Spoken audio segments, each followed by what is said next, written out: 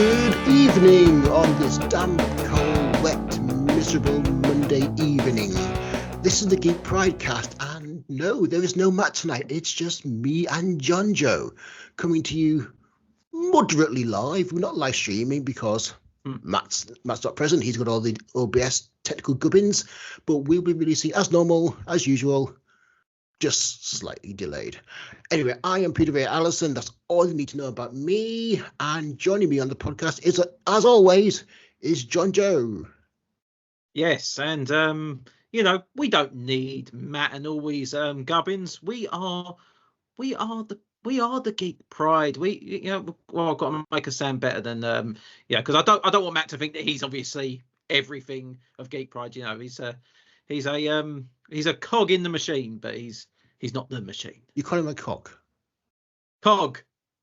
Oh, right, sorry. Cog anyway, my mistake. He's a cock in the machine. And I've already broken joint. That's why he can't come tonight. Because he was caught in the machine. Anyway, no. And joining us, our very special guest is Katie Walford. Hello. Hello. Now, as always, given this is Matt's usual thing, I'm going to have to say it for him. Who are you? What do you do? What's your thing? Don't you hate these types of questions? The hard ones. Just like, how do I start? I'm Katie Walford. Who am I? I am a person who, because of a big, whole, amazing, painful journey of self-discovery and unlearning and trauma and getting to heal, I found a love and passion for supporting others for mental health. I'm a counsellor, qualified counsellor level 6. I have my own private practice, Walford Wellbeing, situated in Derby, and I have very recently established a non-profit for Dungeons and Dragons exposure for kids and families, and just getting myself set up ready to start, bidding for funding and hopefully start actually getting it up off the ground. And huge Dungeons and Dragons fan, which is why I get to come on sort of talk to you guys today. That's great. I mean, there seems to be very recently an acknowledgement of the mental health benefits of D&D. I think many players have known for years, this is good for me, this is why I like doing it. But I think recently there seems to be kind of a more formal recognition. Yeah. Interestingly, though, in terms of the UK, yes, but it's been going on for quite some time in other parts of the world, which is really interesting. I had a little kind of let's get some information, sort of did some mad sort of research to sort of help back myself up. But yeah, I found Australia, Canada, states over in the US, they're already way ahead of us in terms of research and acknowledgement and the development of using Dungeons and Dragons as actually a form of therapy. However, we are catching up, and I have actually got contacts with some amazing people at Derby University who are currently looking into it and doing the studies and doing the research, and part of the cogs of this sort of big sort of research machine that is actually backing up what us fellow nerds have known for decades, that it's got amazing mental health benefits. So finally we're catching up. Yeah, I mean, we recently had Dr. Megan Cornell, who uses D&D in her therapy. She runs group sessions of D&D as a therapy, as group therapy, and she kind of one of the big things for group therapy was getting people to come week in, week out, kind of maintain that commitment. And she found that using D&D and other role-playing games as a platform for their therapy gave people that compulsion to go back to therapy and to keep going back to those group therapy sessions. Yeah, because I mean, first and foremost thing about it is it's fun. Yeah. We have known in child development sector for quite a few decades now that learning through play is so essential. And then we get to a certain point where we don't do that anymore. And if anything, we actually discourage play and encourage sit down, shut up, do as you're told, this is what you're going to learn, and crack on. And the problem is with that is a lot of people, fall through the cracks. A lot of people end up finding themselves being too centered around productivity on a certain way of what productivity can look like. Mental health can get in the way, pressures of bringing up families or finding people or working can just get in the way, and fun becomes something that is almost like a luxury or something you have to earn.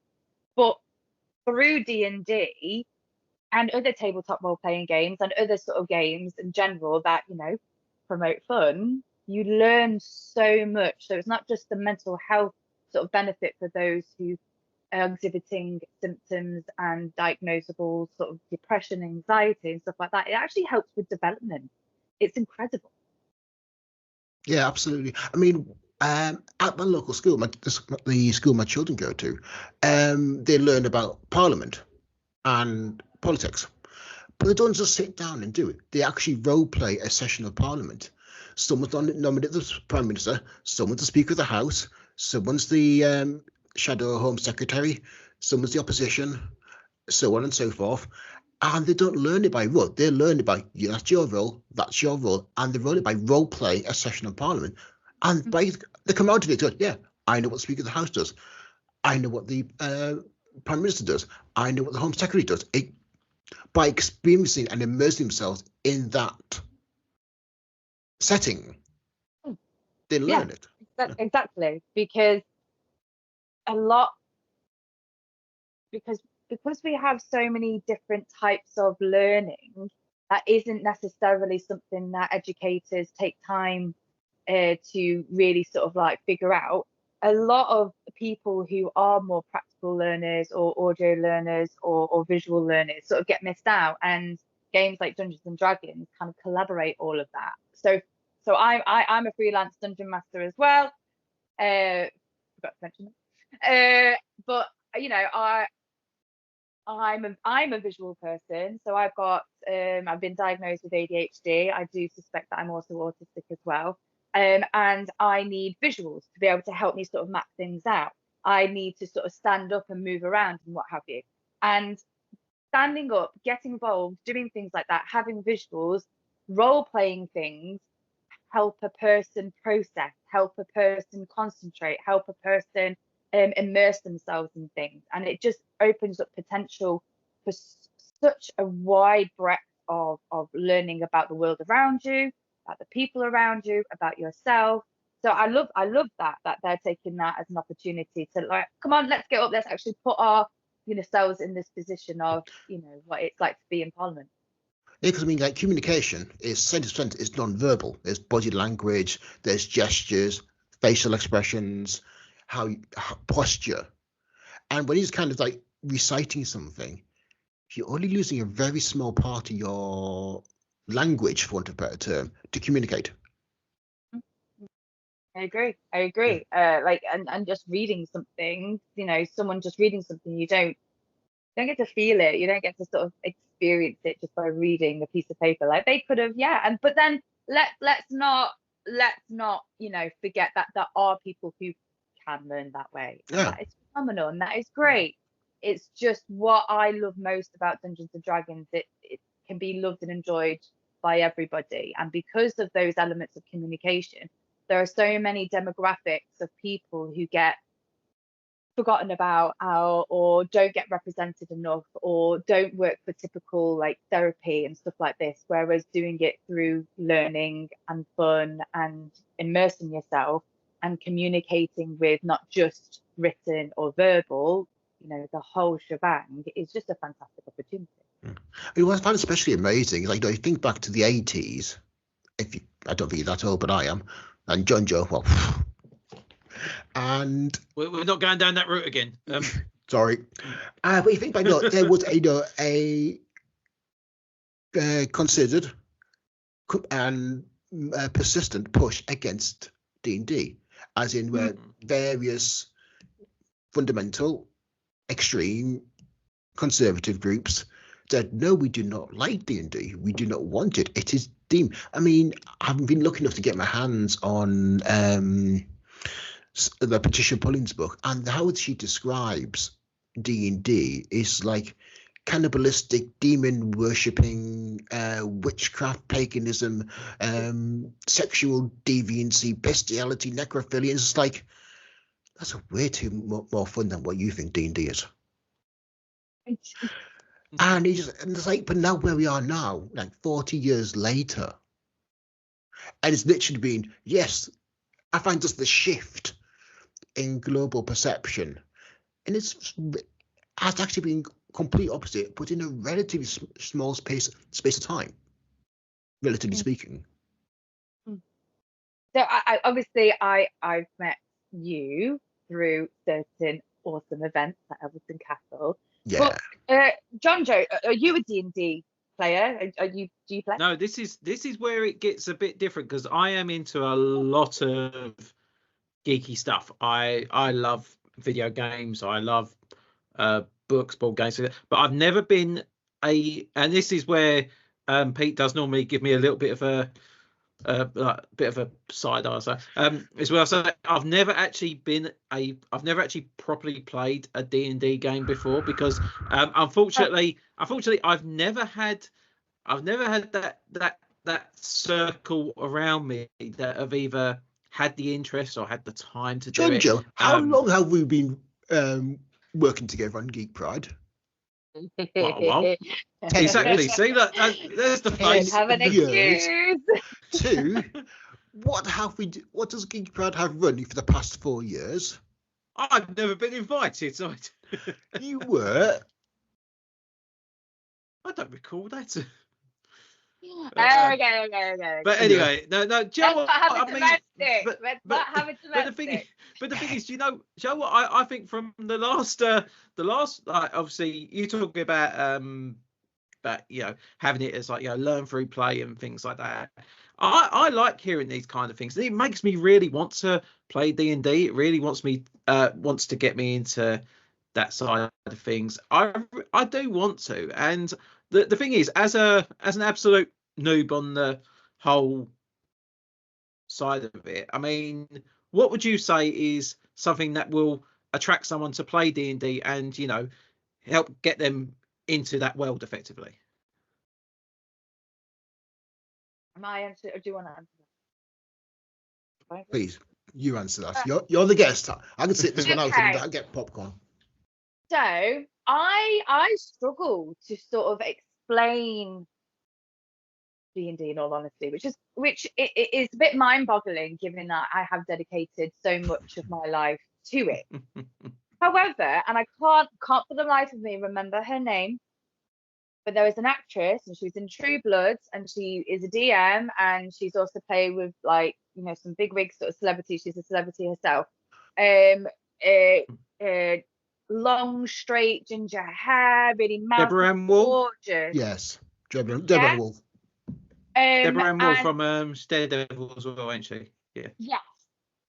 She just blew up quite a bit of the internet and the D&D world. I don't know if you two have seen it, but someone was interviewing her and talking about, who she is and what have you, and they asked about Dungeons and Dragons because that was something she was promoting as her own sort of channel. And instead of explaining what D&D was, she did a bit of a makeshift, okay, you're a ranger, you're walking through the forest, and she kind of instigated a bit of a D&D game to help sort of across what that does. Now, I'm not going to attempt it because if anybody's watched it and then got to watch this, it's just going to be a shambles. But what it then taught me is sometimes you've got to allow the magic of D&D to do its sort of thing. And if it's to a complete noob, then it's a hard one. Peter, help me.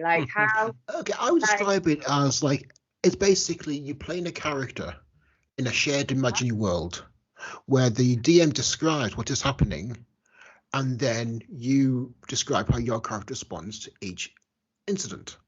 Now, it could be I stab a goblin. It could be I romance the goblin.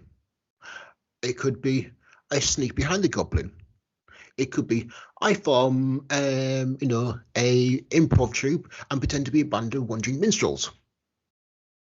Yeah, and I think There's no boundary what you can do in the game other than the setting. yeah. Uh, So I mean, so it's very much yeah. a game where you create an avatar for yourself that navigates and negotiates an imaginary world alongside friends or strangers who are soon going to become your friends, because that's what D&D does. And you're being guided by somebody who has created this world for you to figure out how to navigate.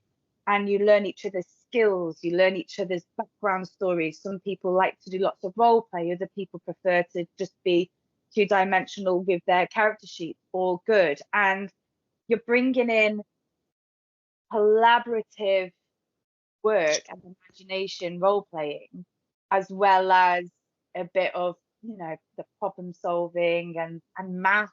And like, if I said to 11-year-old me, Katie, you're going to be obsessed with a game that's actually got maths, I'd be like, fuck off. Like, but it is. And that's one of the benefits that I love, sort of like promoting it for young people in particular, because it helps you with skills that you didn't think that you'd be excited about. But yeah, I think coming back to your point of like, to a noob, how would you? I think, yeah, that collaboration, creativity, fun tends to be how I try and zone in and get to create characters. I mean, some people find that the most amazing part of it, getting to create a character. It's basically shared storytelling. I mean, it's no different to what Yeah, we're doing. I like that. Yeah, thousands of years ago around a campfire, where instead of sitting around a campfire telling tales, we are sitting around a table, a monitor, what have you, in a castle, if optional, and just telling us a story. And the storyteller, the DM, games master, dungeon master, what have you, has a vague idea of where the story's going to go. But realistically, the players are the ones that define how the story evolves. The storyteller kind of sets this is the situation, and then the players go, okay, this is what we're going to do.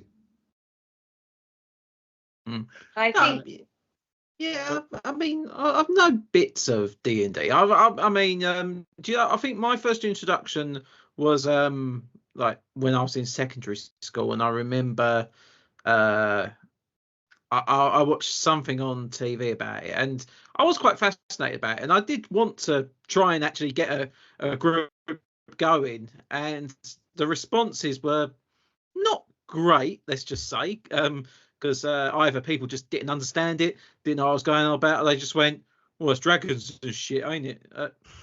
Yeah, it's part of the title, but anyway, yeah. But no, do you know what I mean? Insult it, be creative about it. Yeah, just what's given to you. Yeah, it's just, but do you know what though? I mean, I and the thing is, I like a lot of games that have got that kind of thing where I like a good story-based game, but I also do like one where you do sort of have a bit more control over it. So I like these games where they've got multiple endings, so you can obviously experience a different journey, you can take on different paths.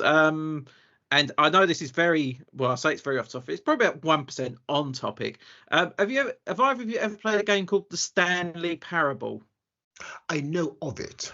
It's a really fun game. You are basically being narrated to throughout the whole of your journey, and you can either go along with what the voiceover is telling you, so you follow his direction, or you go off on your own path, and it's great. It's so hilarious as well, because it goes, Stanley was about to go through the left door, and then you go through the right. It goes, Stanley clearly didn't listen when I said this the first time. He went back outside and then went through the left door. Write it down. What's this called? The Stanley Parable. Yeah. It is such a fun game, and it's and the thing is they re-released it about a year or so ago. So it brought out all this extra content, all these new scenarios, and you could just get lost in it for hours on end. It's just so creative. But I love that game, and to me that's a game that I think you can just have fun with. You can try and create your own path, and it's when you get to a point it goes yes, you've tried doing this way, and you try and go through a certain door. It's like, Stanley realised that door was no longer actually able to go into because that was not part of his journey. He knows now he needs to go through the right-hand door. It's just things like that. It's just it just goes off the rails in certain places as well. It just makes no sense in some of the scenarios, but yeah, it's so fun. D&D, to be honest, some of the scenarios I get like as a player and then as the DM, seeing the scenarios, you just can't predict it. Young people are chaos goblins. They are absolute chaos goblins. They will, like, I have learned so much about myself and learned how to challenge a lot of my more undesirable characteristics that I do want to sort of change and what have you, with thanks to kids playing Dungeons and Dragons, because something that I was worried about and that I wanted to unlearn, figure out, find a place for it, whatever it was this concept of railroading. So you have lots of different dungeon master, game master sort of like styles, but something that can be quite toxic if not kept in check is the railroader, is the one who's like, no, it has to go this way. There is no other way for it to go. And in the world of Dungeons and Dragons, it's quite a bespoke approach. It doesn't always sort of work really, this railroading approach with one shot. So you're playing just the one session, maybe. There's technically an ending that has to happen, so you kind of need to push them towards it. But this concept of railroading was something that I knew I was going to struggle with when I started to become a DM, because I have certain traits that make it hard for me to budge. You want to challenge yourself, play with kids, because honestly, they will throw stuff at you that your brain just does not comprehend. And I learned very, very quickly how to be adaptable, and I'm ever so grateful for it. It wasn't easy. Like, I remember the first few times I was doing it and it just went a certain way. I remember crying in my car and being like, I was awful. I'm not a very good DM. How do I do better? Maybe I shouldn't do this. But thankfully, because I'm so passionate, I love it and I really believe in it, I was able to, after a cry, pick myself back up, figure out what I needed to do, ask for help, and then ended up adapting. And again, Dungeons and Dragons, it helps with those types of skills where you learn how to be adaptable. I had kids and adults alike who also struggle with that flexibility. Through playing Dungeons and Dragons, you learn how to take the punches, the nat ones with the nat 20s. So a nat one being the, oh my gosh, not only has it gone wrong, but something negative, bad, funny, hilarious, awful is going to happen from this. But you learn how to sort of take that with your successes. So it's a fantastic game to really challenge any rigidness if you have it. Yeah, because I mean, one thing I found is like I've run Deventio several times, like at D&D at the castle, Alverson Castle, and no game has ever ended exactly the same. Because I always kind of set the primitive, because I based my game in Alverson Castle itself, on the history of the site. And I loved it. Well, there's so much history. Why wouldn't you want to basically set it in there and kind of bring in the floor plan to you're in that room, which is actually this room. Anyone who's listening to it, he actually got the floor plan for the place. It looks amazing. Thank you very much. But no game ever ends the same. I mean, because they all have their own differences. The same characters, because I just make things simple and easier for new players. I've got my basic characters. These are characters pre-generated. There's no overlap. You've got your own special skills that, there's only one thing you can do and no one else can. And I just let them go. And they kind of find their own way in. They have their own takes. Some come up with some really inventive ways. I mean, one person got charmed and said, okay, I'm going to start pole dancing against the vampire. Okay, I didn't expect that. Okay. And it was, yes, that is quite distracting. Yes, any attacks against him are going to be at an advantage because he's distracted by a pole dancing halfling. But it's just random stuff like that happens, and you have to wing it. I mean, as long as you can, I think you wing it by as long as you have an established goal, as in do that. That is your group's goal, and you set out as much background as you can, and then just let them go. Yeah. And then duck and cover when need be. Well, my favorite thing to fall back on is the rule of cool. A lot of That is, but yeah, people know that phrase, where the guidelines you get given, they can be that. For me, they are a safety net. For me, they are that I've no idea how to work this out, or how this rule works, or and what have you. But I always sort of say for my players is I do go by the rule of cool, that you can come up with something that mechanically, based on what these resources sort of provide, they are referred as guidebook. But if mechanically there's absolutely no way for this to work, but it just sounds like it's either going to be an epic fail or an epic success, let's just do it, just see what happens. And the first ever time I experienced that was when I was a player. So I have a friend called Dan Fox, and he was actually the first person to sort of DM. It was his first time DMing, his first time that I got to sort of play. And over however many sessions and what have you, I played an Air Genesee monk, and I was very inspired by Avatar: The Last Airbender around that time when I created her. So I wanted to.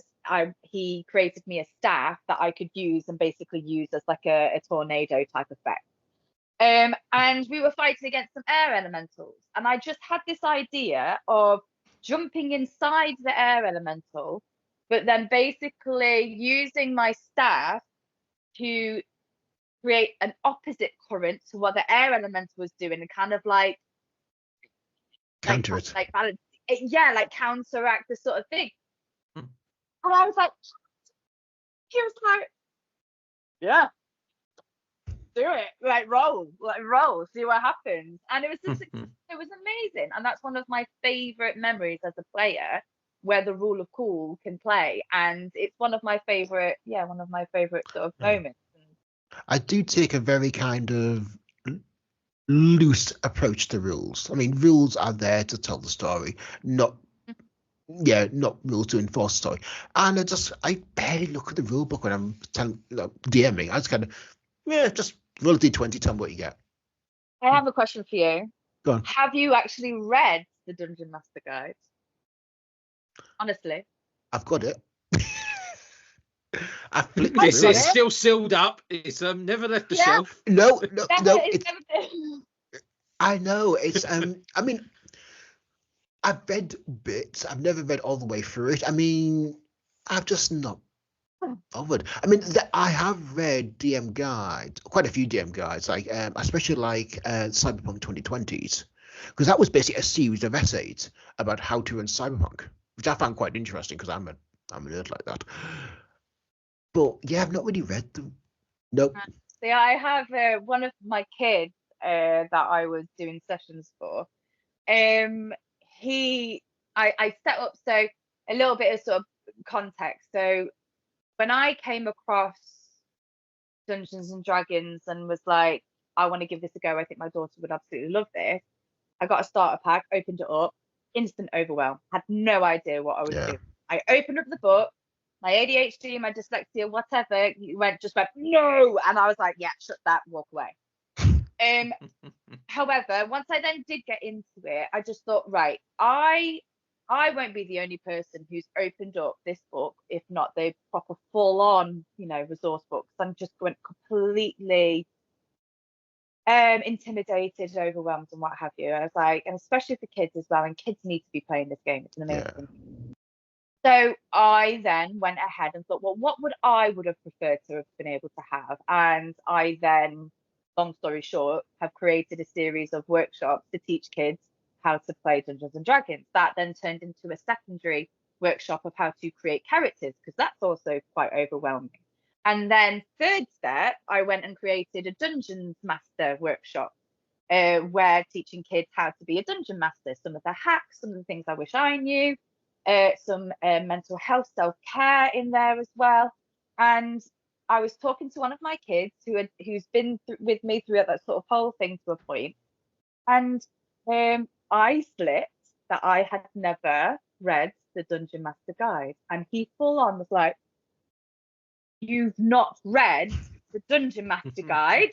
And I went, "No," and he was like, "How are you a Dungeon Master?" And I was like, "A good question."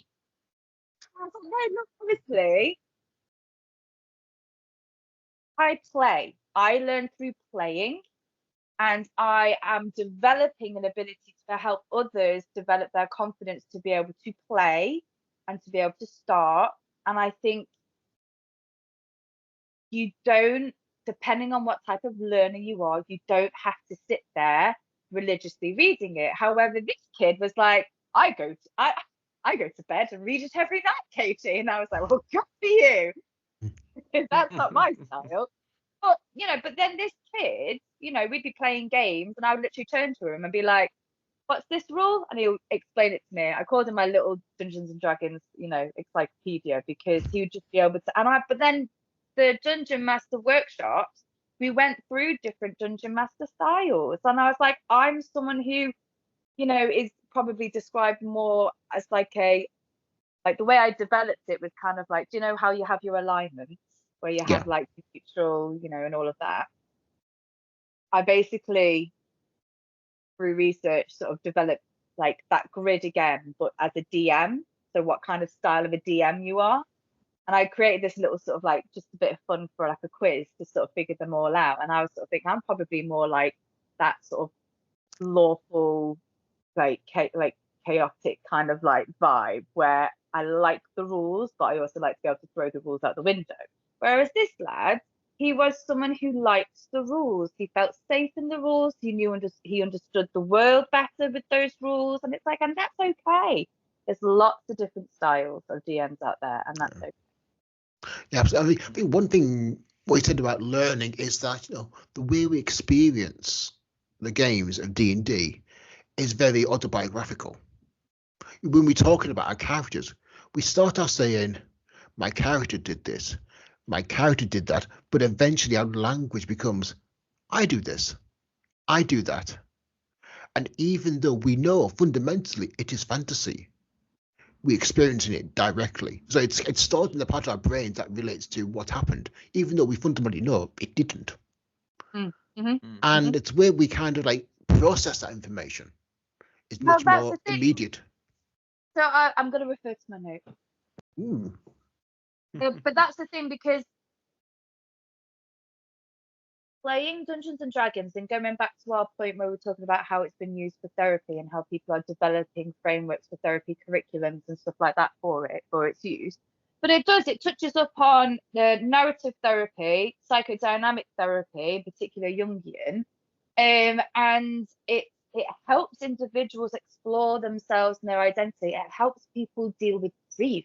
It helps with people deal with gender. It helps people develop abilities to be able to handle trauma that they've experienced. It's honestly like the things that I've watched, been present to, and experienced, the things that I've processed with thanks to Dungeons and Dragons is phenomenal. And every single character I've played has a piece of me, and I work through something with that. And that is quite a lot of people are using that fundamental reality in their Dungeons and Dragons therapy, is that ability to be able to explore.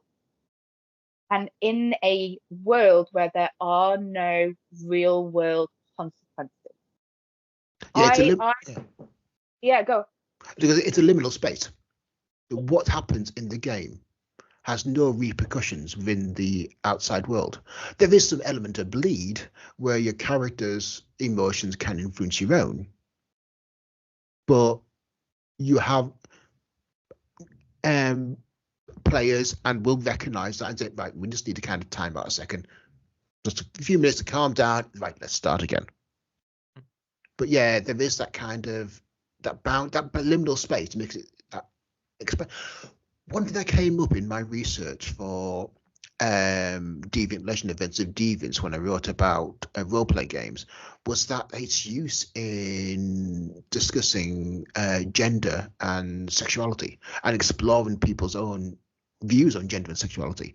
Like, no, so many people I spoke to said, yes, I kind of experimented. Like, for example, a trans female before they came out played female characters to see how that would fit with themselves. People that later came out as homosexual, bisexual, experimented with having relationships with people of their same gender and see how that fitted. And they found that experimentation, because there was no consequence. It was just a game. It was fantasy. It's a safe bubble. Exactly. And now, of course, you've got to as well acknowledge that the people you're playing with, they're part of that world. So they should also be safe people. They should also be people that you can be vulnerable to, because there are times where you can touch upon topics that are hard. They are hard. And I think when a person is wanting to explore themselves and use this, whether they realize it or not, the players around you need to be safe people that will protect your vulnerability. But yeah, I've witnessed, legitimate mainstream sort of like, a high tier, streamer parties exploring their identity like on and throughout all the seasons or the campaigns. You're seeing them go through that change, and their characters are always one step ahead. Like, as in, like, the first time was the character thought they might have been lesbian, and then the next campaign it was they are lesbian, but they're feeling like their masculinity is something that they feel more comfortable with, and then the next one they're trans. And you see it, and it's absolutely magical and incredibly powerful to be able to, like, to be a young, imagine being a young person and seeing that and going, so this is okay, this is a thing, this is okay. Like, that representation and that ability to be able to explore and to have it so Visible. yeah, visible and okay, and yeah, it was empowering. I think we are seeing it a lot more. I think it's like a lot more accepted now when people are trying to come out of their shells, trying to be the person who they feel they want to be. I mean, I guess probably one of the biggest examples of recent years was Umbrella Academy, when Ellen Page came out as Elliot Page, and in all sensitivity, not only did they, I mean, if someone has been through enough to actually say, look, this is who I really am, this is how I actually feel, not only did Elliot get embraced by this change, but also with the show, they embraced that change as well. And they went, well, if Ellen has become Elliot, then why can't Vanya become Victor? And Jo as well. What I thought was really good about it is they just went, yeah, there was just that couple of lines where Victor goes, yeah, no, I'm Victor. Is that okay? And they're like, yeah, of course it is, yeah. And that's it. The conversation is done from that point. And I think that was one of the best ways they could handle it, because it's just like, look, why make a big thing about it? Someone is who they want to be. We've established that. Just move on. Get on with what you need to do. Get on with the story. Get on with whatever else you need to do. And I think that for me, that was a sign that TV can be progressive. It doesn't have to be bogged down with anything. It doesn't have to push anything apart from just saying, look, we want this person to be who they want to be. We're happy for that person to be who they want to be. They're going to be. That's it. Conversation over. And I think that was so well done, even to the point where the latest series of Umbrella Academy, they're just like, that's it. That's the normal now. There's no discussion. There's no anything about it. They reflected it in such a seamless way, and there was no big bells and whistles. Now, it's a very, very personal experience to go through that. I myself do not know what that feels like. I do, however, appreciate that there are going to be times where someone just wants to be able to exist the way they want to exist. And they're scared to, because they don't have, the right platform or the ability to be able to sort of verbalize it. And, Dungeons and Dragons, creating a space where you're able to give something a go without people like about it, and it's just existing. It's just existing in a world and figuring things out, and doing it as well with things like parts of your character as well is also really quite interesting, and being more assertive when, like, the amount of times I had kids who were like so shy, and yet their characters were the leaders, and and seeing them speak on behalf of their character with such a confidence, and knowing it's like, you've got that in you, but because you don't feel safe necessarily to do it elsewhere, whereas in this world you do, and to be able to exercise those skills is just it's a real testament to how learning through play can be, but then mind-boggling at the same time why we've spread so far away from it. We have to move away. Just carry on. Well, I mean, remember, like during the 90s when I first started role playing, I was a geeky nerd. I was very timid. I was very shy. I was very inside my own shell. I read books a lot, and I was I suffered from massive self-confidence, and I basically forced myself to play confident characters, and I learned to be confident by role playing confident people. I made mistakes. I ballsed up, but I learned in a safe space, so that when I did stand up and become confident, I can do that. I started writing. My very first career started out in writing when I just took about, I can do that. So basically, someone was complaining that they were going to interview the Alabama Free. They didn't know anything about the band. I happened to like them. Said, I'll interview them for you. I can do that. I left school with a GCSE English C, about a 5 in modern GCSE standards. I didn't do any degrees.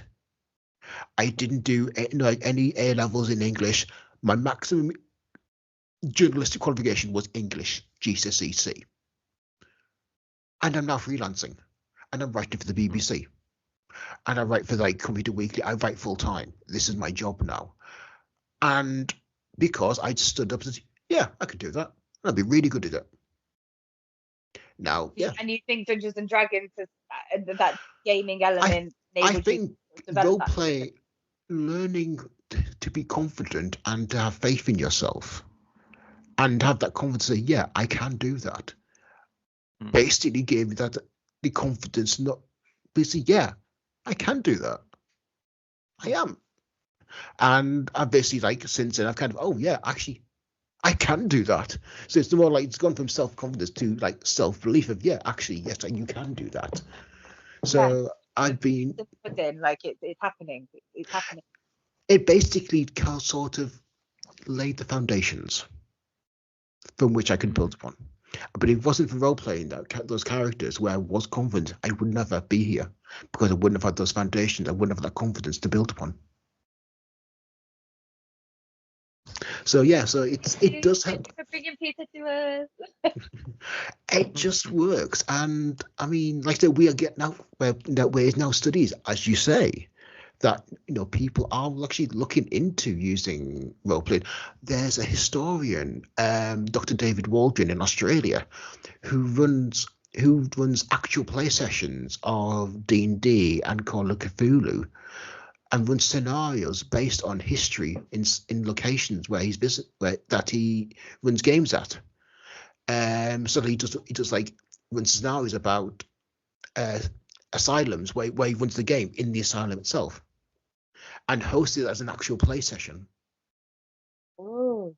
And so he just, rather than kind of telling the tale of what happened at an asylum and the horrors that happened there, he gets some role players, actors together, and tells the story through role playing.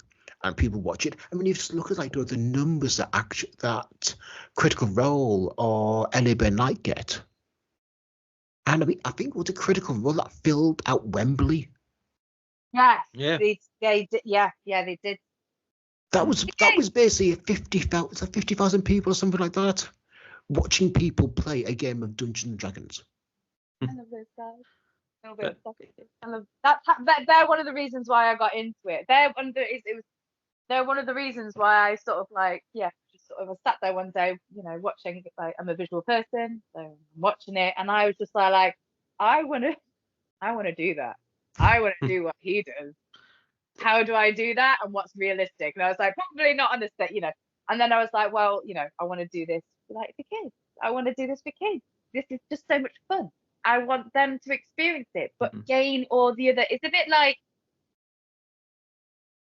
there are some kids that will love to know what it's doing for their mental health and stuff. But generally speaking, if I was just to talk in generalizations for a moment and give myself that freedom of, kids just want to know that it's fun.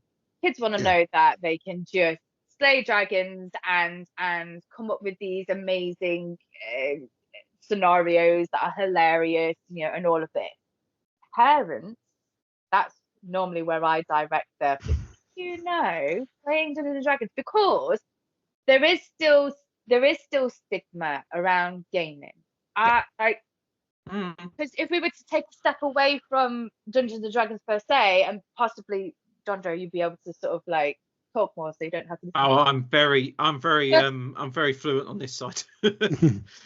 But in terms of gaming in general, the research in gaming, both tabletop type style as well as computer and online and streaming, the research that's growing for that is about bloody time as well, because for your kids who are neurodivergent, for your vulnerable adults, for those who can't physically go out there and see people, those who struggle with their depression or anxiety or generalized, all these reasons to stop them from being a neurotypical person working in this world, gaming is phenomenal.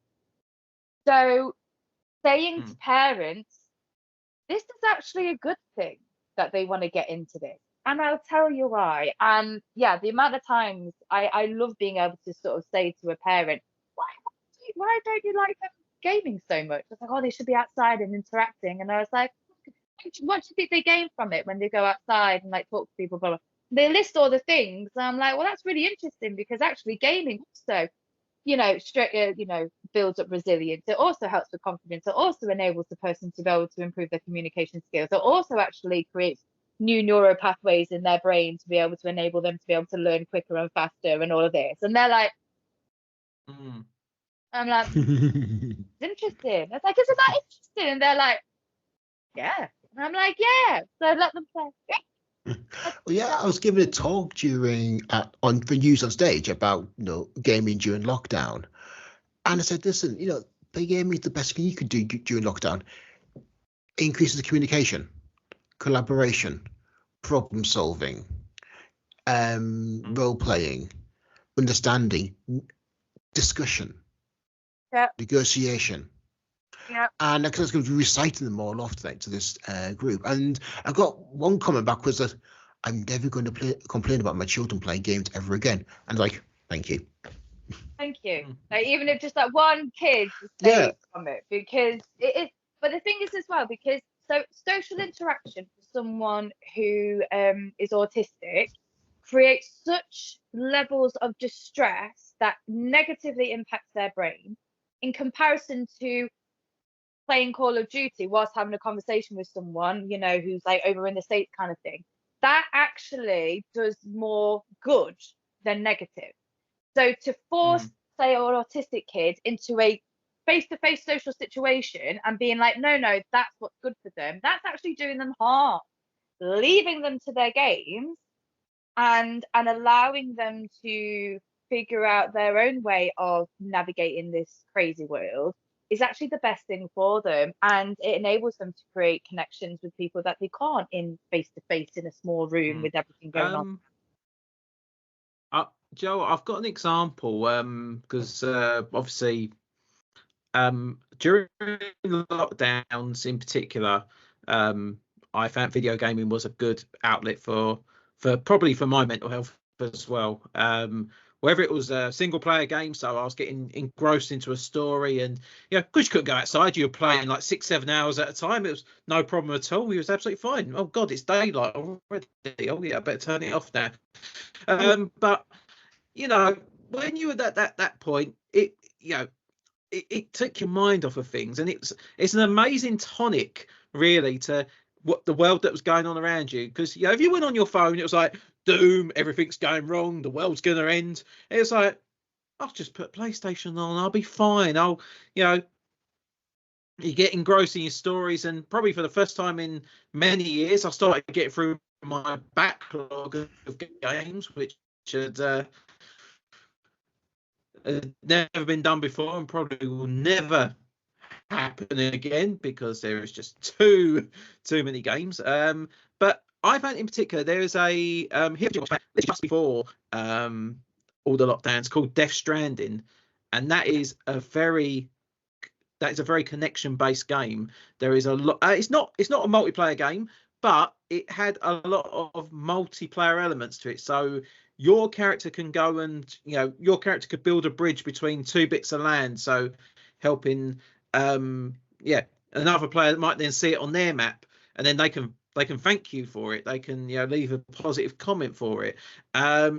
You might find that there's a part you've done that needed a vehicle. You could leave that vehicle parked up for another character to then pick it up, and then they can go and do their mission. And I think, and because the idea of the game was about trying to connect the world back together, because of the Death Stranding had effectively made America separate. They weren't able to properly communicate with each other. That, I think, really, like, real life kind of sunk in quite a lot. And then but do you know what? I sunk easily about 75 hours into that game. It was good, but it was so much going on. Yeah, I mean, one thing that did crop up for me was, but way back in the day, before, but we're talking about 20 years ago, is what we do now, like playing games together, any different to when you and a bunch of mates would get together and play Doom or Halo? We'd just be sitting down, talking, playing a game and talking, and we talk about what's screen, and then that conversation would evolve over time. And I remember just one time a friend was going through a real bad patch. He'd just broken up with his girlfriend, and I said, "Let's come on, we'll have a game of Halo together." And so we just sat down together, played Halo, and was chatting, and then just it all just came out. And because the game becomes a platform for discussion, it doesn't enabler.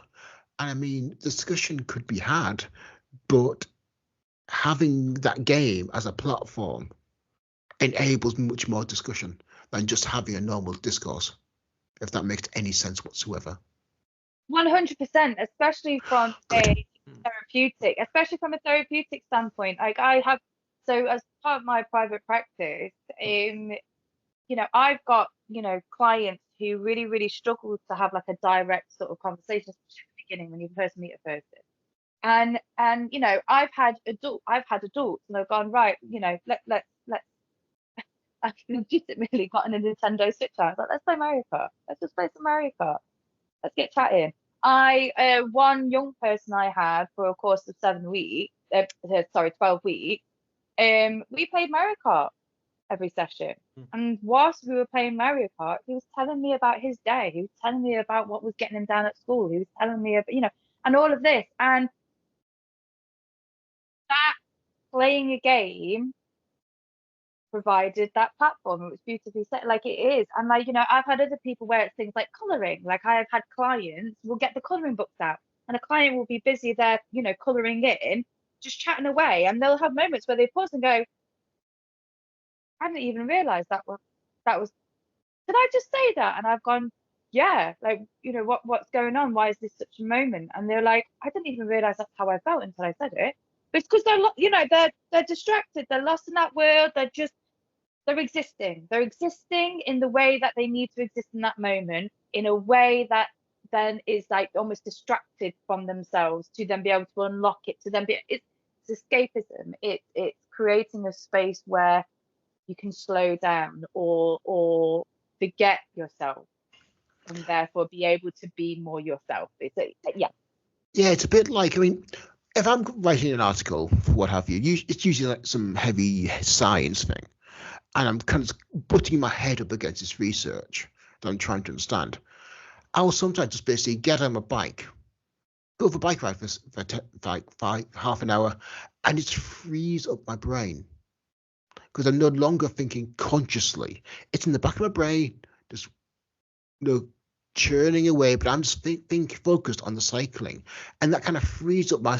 And that's very simple. Like, stay upright, don't fall off, follow the road, watch out for the idiot drivers. But in the back of my mind, I can just keep thinking about it, and it'll still be going away, and it'll be back there. And by the time I got back, I've worked out what they mean. Yeah.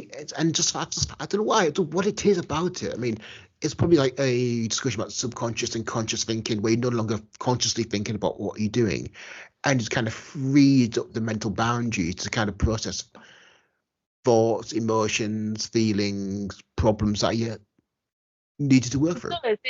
It's freeing up space. It's enabling connections to be naturally made without forcing them, without the pressure, without that, that sort of like. And I think that lack of pressure is one of the key elements. Definitely. Because when you kind of think it's almost a resistance when you're trying to pressure, but when you sort of leave the pressure and just let it flow through, when you have that platform, it just flows much more easily. Does that make sense? Yeah, 100%.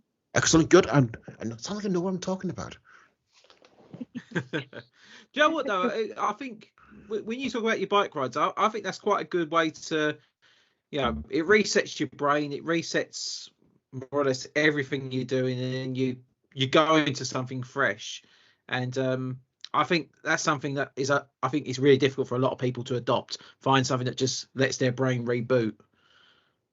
Well, it's something that I noticed. One thing with Kaylee will do, my wife, is like one good thing from the COVID, obviously there were many bad things, I'm not going to deny that in the slightest, was that basically Kaylee now works from home. We see more of each other now than we did before COVID, which is great. We'll have dinner together, which is previously unheard of.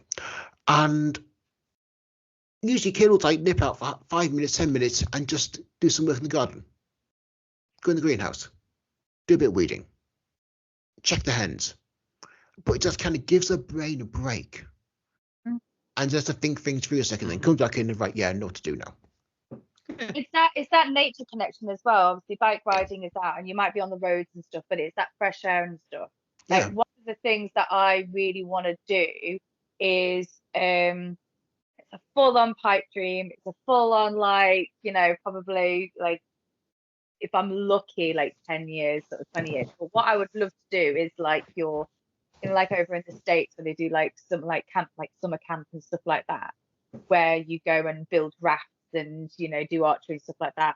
I want to have a D&D camp where you basically go and you do things like cooking outside, learning how to like make your own bow and arrow, all of this kind of like combat sort of training, like all the stuff you would do in D&D, but then as well play Dungeons and Dragons. Like, have you heard of LARP? No. No, you're not live action role play. Oh yes, yeah. You do know in Locker Park in Derby, just outside Derby, is one of the largest live action role play gatherings in the UK. Oh, I didn't. That's so cool. Lothian Trust run the 4 times a year, this big LARP gathering. That's so cool. Well, so what I want is then, to incorporate that nature. Like, how cool would it be to be able to be like, like heaters all around you, but you're in the middle of the wood. You're like in a wood. You're in a wood, and you've got like the canopy, and you can see the stars, and you've got a big fire pit going, and that kind of thing. And you're playing Dungeons and Dragons. Like, and it's immersive. It's in nature, and really collaborating all those layers into what Dungeons and Dragons can do. And I just think it's a pipe dream. Probably won't ever You happen. probably call that pipe dream then, suspect, because I do know there was recently a sort of like a gamers retreat in Derbyshire called Trick and Treat, where the Oh, bits okay. where I think it's called the Trick and Treat. I'll probably get back to you. I'm probably getting it wrong, but basically it's Write it down. go to gathering for a long weekend and wander around in nature, do walks during the day, and play D&D in the evening, or role play, or board games, or what have you, and just Yeah. get together and have fun. And I mean, there are already kind of various nature retreats with school, as you probably well know, like yeah, and it's probably easy enough to kind of just combine the two together. Like especially now that the scouts now have a D&D badge. Yes, they do, don't they? So fun. Yeah, and just why not put it? Okay, it probably might be complete bedlam, but running D&D for a bunch of scouts. It would be the most beautiful chaos ever. It would be glorious bedlam. It's glorious. It would be like the epiphany of the meme of everything burning, and you're going, "Stop!" This is fine. Yep. I mean, like, but that said, I mean, I ran D&D for my family. I got 3 children, and I ran D&D for them during lockdown because they couldn't go out and do anything. So I thought, okay, rather than we can't go out in the outside world, why not bring the outside world into us and just run games of And yeah, the approach to it was things I would never ever consider. Like when they come across the rust monster, they did want to kill it. It wasn't being nasty. It just wanted to eat weapons. It was hungry.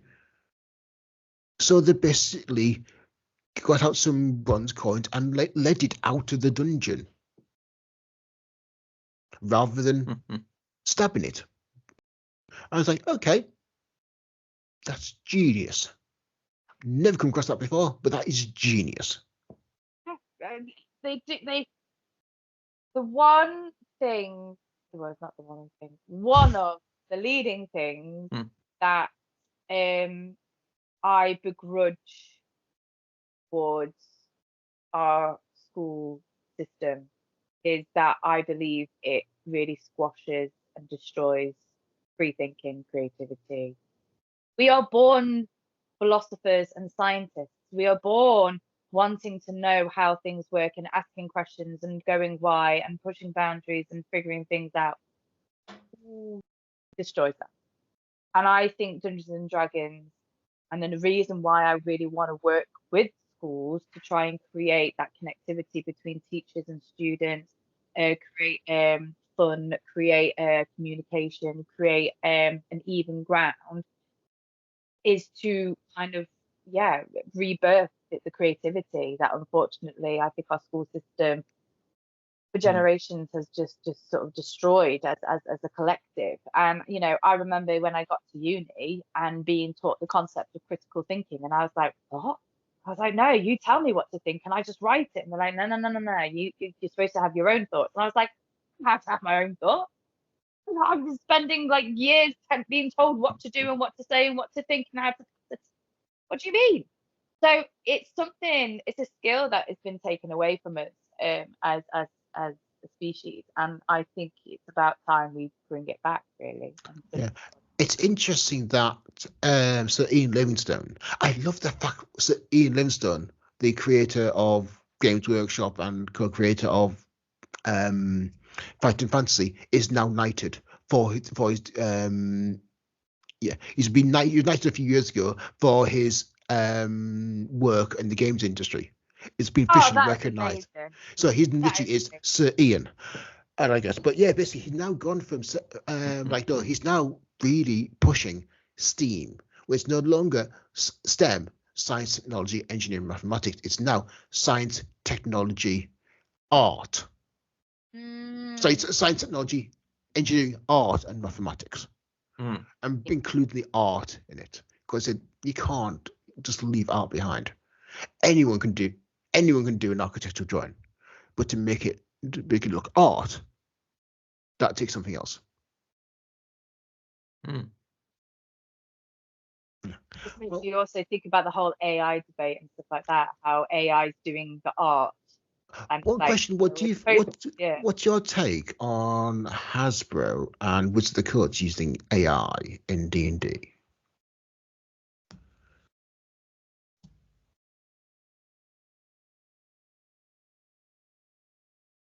It's a really tricky one. It's really, really Yeah. tricky. Is whilst I appreciate that there are individuals who just can't access or have the ability or the time to be able to create creative descriptive sort of text or descriptions or artwork and and what have you. So for your sort of your common person, I kind of like agree with that. As a business, as a big entity that is, I It's don't think complex. I like I don't think I like it. I don't think I like it. I think it is it not taking away the essence of what Dungeons and Dragons is supposed to be? Yeah. Yeah. Yeah. It's. I mean, the way I approach it is like, well, I was asked this once at a generative AI conference. I was brought up on stage to be part of like the role of journalists and writers in sorry the role of AI in journalism, and asked about would AI be in the newsroom. I said yes, as in it would be used for transcription. Where before we'd kind of listen to something and just type it out. Now we can just chuck it into something like Otter, and then we get the transcription back in half an hour. We still have to listen to it because it's not great, but it just took out the initial slog. But should we rely on AI to write news articles? Absolutely not. Basically, the reason my stance is generative AI, as we know it, is not generative. It is derivative. It derives what it is what to put based on inputs, based on what it knows. It doesn't generate new. It just derives from what was, and news by its very nature is new. So if you want to get an understanding of something that was, then yes, if you must, use AI. But if you want something that is genuinely new and not derivative of anything else, that's not been trained on other works of art, on other scenarios, of other stories, on social media platforms, on the internet. Oh dear God, please don't train an AI on the internet. All you're going to get is pictures of cats and porn. But yeah, it's always going to be derivative. But you know there's this. I mean, I don't know if you remember when we mentioned it before, Pete, but there's a film that came out a little while ago. Well, bit of debate about it, called The Last Screenwriter, and it's a film where the script was written by ChatGPT, and so they just put in like so many keywords, and it drew up this 120-page script, and this studio actually filmed the script, and I've seen snippets of it, and it's awful. It's really, really bad, but they done it as the script dictated it, and watching that, I thought, yeah, do you know what? AI might come to a certain degree, but yeah, you still can't replace that human side. You still can't replace that imagination. And yeah, it's an idea that, maybe one day it will happen. Maybe one day technology will take over on that side. But hopefully that'll be a long, long time and none of us will be here to see it. So, yeah, I mean, later they've been training AI, as I understand it, on previous scenarios of D&D, and then to create new ones. And it's like, okay. Not sure how I feel about that. I don't think that's exactly cool.